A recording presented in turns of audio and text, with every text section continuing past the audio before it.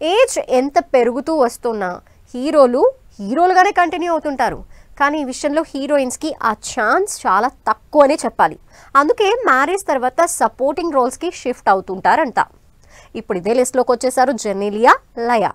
హీరోయిన్స్గా success చూసిన ఈ ఇద్దరు రీఎంట్రీలో అదే ఫామ్ కంటిన్యూ చేస్తారా?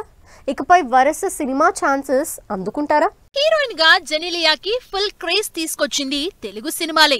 ఇప్పటికే జెనీలియా పేరు వినగానే బొమ్మరిల్లులోని హాసిని క్యారెక్టరే అందరికీ గుర్తొస్తుంది. అంతలా ఆ క్యారెక్టర్ ఆడియన్స్ ని ఎంటర్టైన్ చేసింది. అప్పటి వరకు వరుసగా సినిమాలు చేస్తూ వస్తున్న జెనీలియా 2010లో రామ్ చరణ్ తో చేసిన ఆరెంజ్ తర్వాత తెలుగు స్క్రీన్ పై మళ్లీ కనిపించలేదు. రానాతో నా ఇష్టం అనే సినిమా చేసిన ఆ మూవీ వచ్చినట్లు ఎవరికీ తెలియకుండా పోయింది.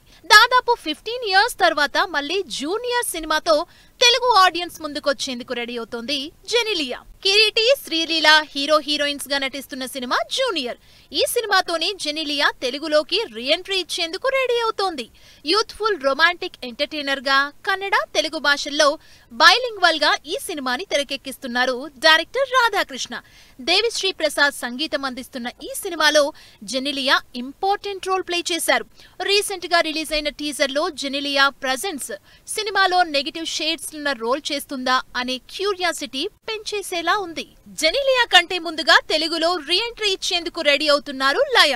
హీరోయిన్ గా కెరీర్ పీక్ స్టేజ్ లో ఉండగానే మ్యారేజ్ చేసుకుని సినిమాలకి దూరం అయ్యారు లయ. 2010లో వచ్చిన బ్రహ్మలోకం టు యమలోకం, వయా భూలోకం సినిమా తర్వాత తెలుగు స్క్రీన్ పై కనిపించని లయ 2018లో రవితేజ హీరోగా నటించిన అమర్ అక్బర్ యాంటోనీ సినిమాలో కనిపించారు. ఆ సినిమా తర్వాత మళ్లీ 7 ఏళ్ల తర్వాత నితిన్ తమ్ముడు సినిమాతో సాలిడ్ కంబ్యాక్ ఇచ్చేందుకు రెడీ అవుతున్నారు. ఈ సినిమా తర్వాత తనకు హిట్ పేరుగా నిలిచిన శివాజీతో ఇంట్రెస్టింగ్ ప్రాజెక్ట్స్ చేస్తున్నారు లయ. ఇలా ఈ ఇద్దరు హీరోయిన్స్ లాంగ్ గ్యాప్ తర్వాత రీఎంట్రీ ఇస్తుండటంతో ఈ సినిమాలపై క్యూరియస్ గా ఉన్నారు ఆడియన్స్.